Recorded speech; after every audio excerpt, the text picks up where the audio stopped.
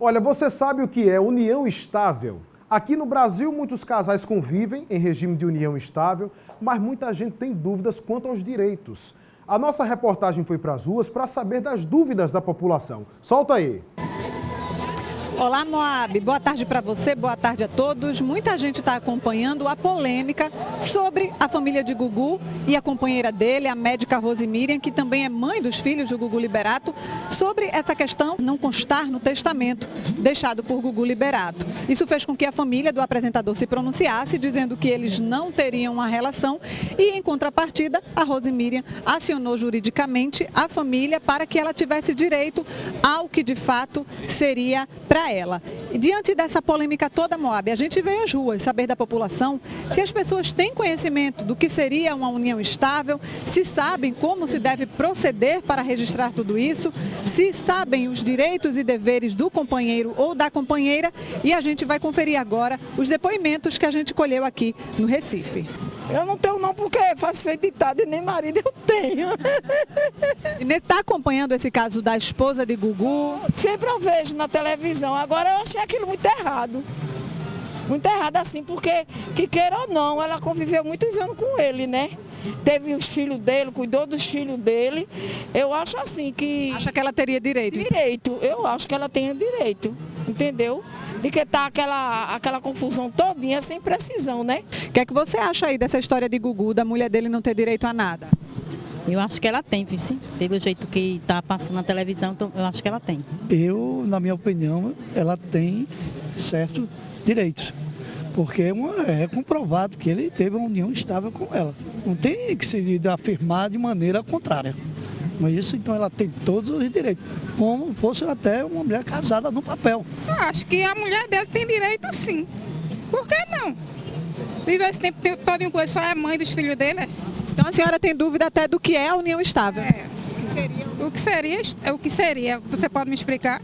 Ouvindo as pessoas, Moab, aqui no centro de Casa Amarela, o que ficou claro foi que muita gente não sabe o que é de fato a união estável e muita gente não tem conhecimento também que pode comprovar até em cartório essa união de duas pessoas. Então, as dúvidas basicamente giram em torno dessa questão de oficializar a união estável e caso a união estável não seja oficializada, como fazer na justiça para comprovar que viveu mesmo uma relação com aquela pessoa. Olha, a entidade federal que representa os cartórios no Brasil tinha divulgado recentemente um dado de que de 2017 para cá o número de união estável no Brasil, de registro de união estável, tem crescido uma velocidade muito grande em relação aos registros de casamento. E sobre esse assunto eu vou conversar aqui no estúdio com a advogada Gabriela Loreto. Doutora Gabriela, muito bem-vinda, boa tarde. Obrigada, boa tarde a todos. Doutora, eu já começo com a pergunta que foi feita pela Lindomar Cândido, cozinheira, que conversou com Simone Santos na rua. O que é união estável?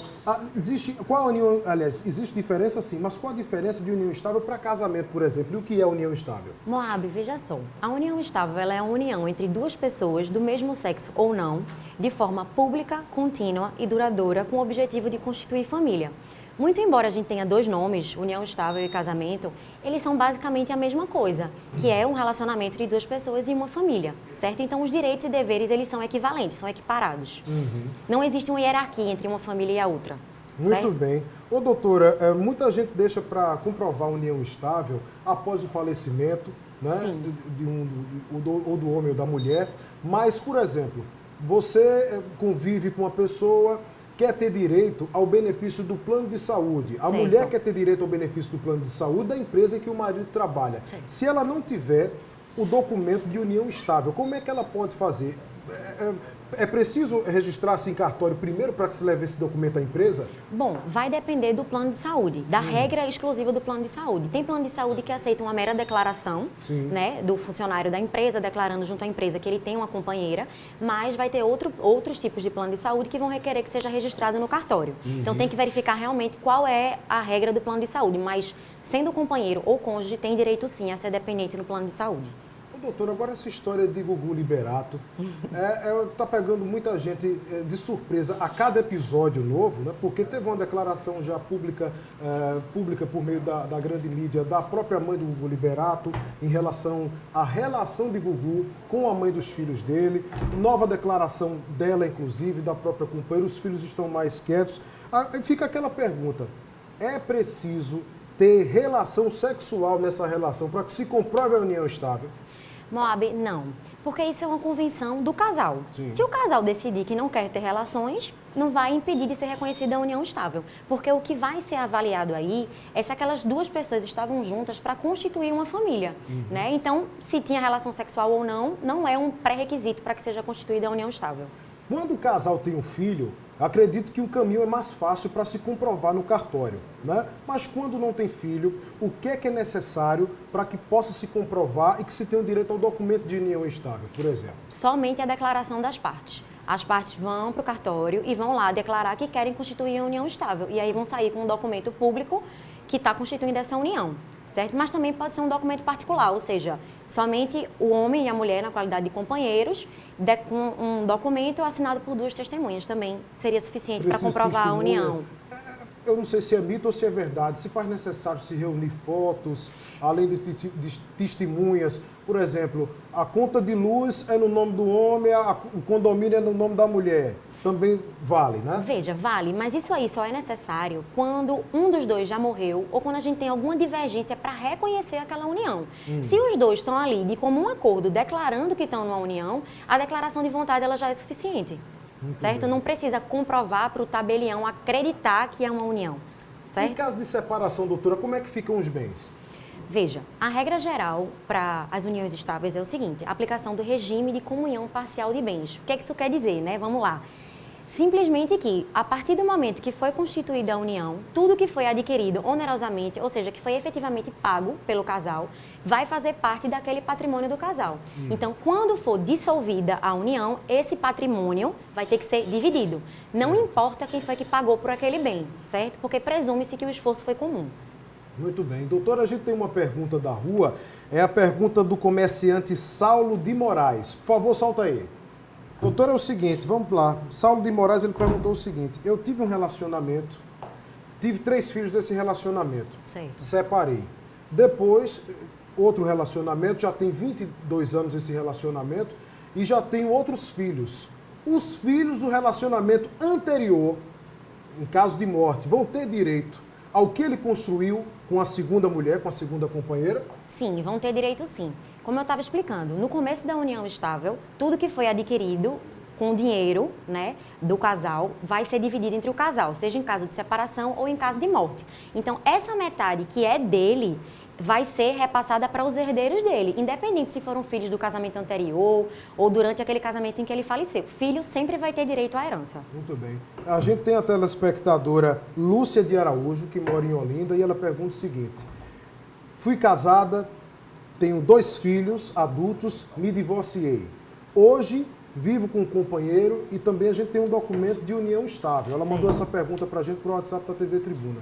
Em caso de falecimento, no caso ela venha a falecer, ele vai ter direito a esse bem? Ela adquiriu um bem que é um apartamento entre a união estável e a separação do primeiro casamento, né? Ele vai ter direito a esse bem dela ou só os filhos dela? Certo. Vamos lá. Esse bem, como ele não foi adquirido durante nenhuma das uniões, ele é exclusivamente dela, certo? Então, o que acontece? Vai ser repassado para os filhos, com certeza absoluta, porque filho sempre tem direito à herança.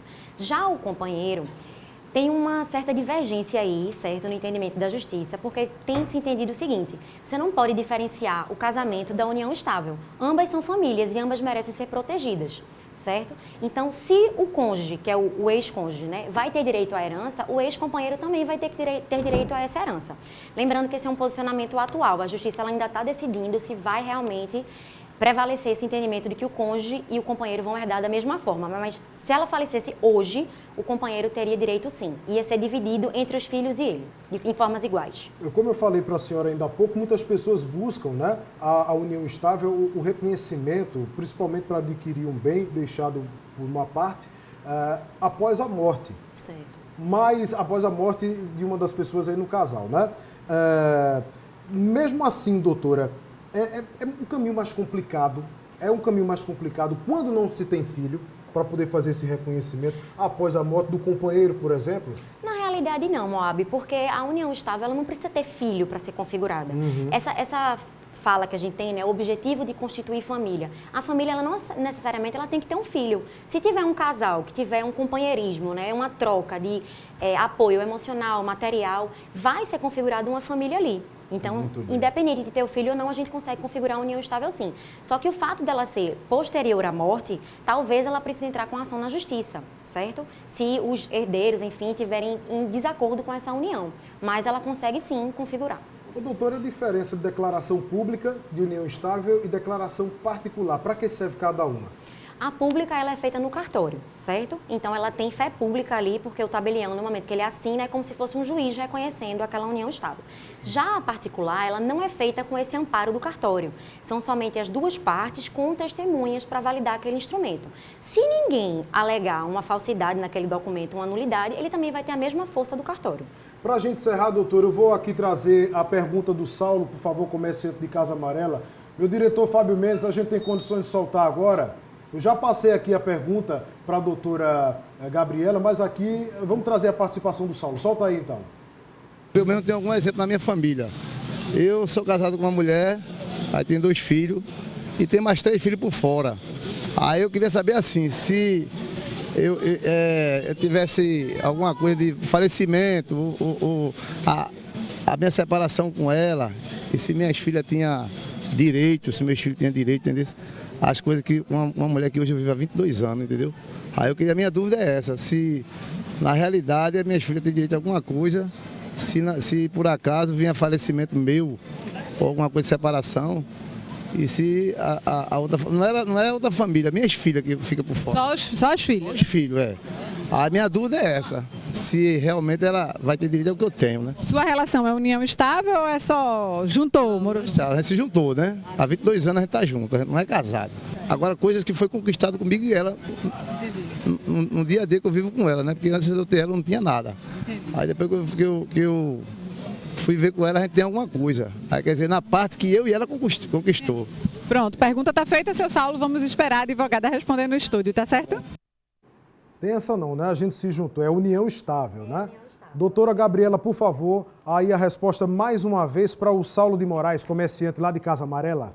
Seu Saulo, boa tarde. Veja só, o filho ele vai sempre herdar, independente de se for de um relacionamento anterior, um relacionamento posterior, do momento que o senhor faleceu, era casado com a mãe, filho sempre vai ter direito, certo? A única coisa que vai ser observada aí é que quando o senhor vier a falecer, esse patrimônio que o senhor constituiu com a sua atual mulher, ele vai ser partilhado com ela, porque vai ser referente ao relacionamento que vocês tinham, então vai ser decorrente desse regime de bens, de comunhão parcial que a gente explicou no começo, e a outra metade é que vai passar para os seus herdeiros, no caso, seus descendentes, seus filhos.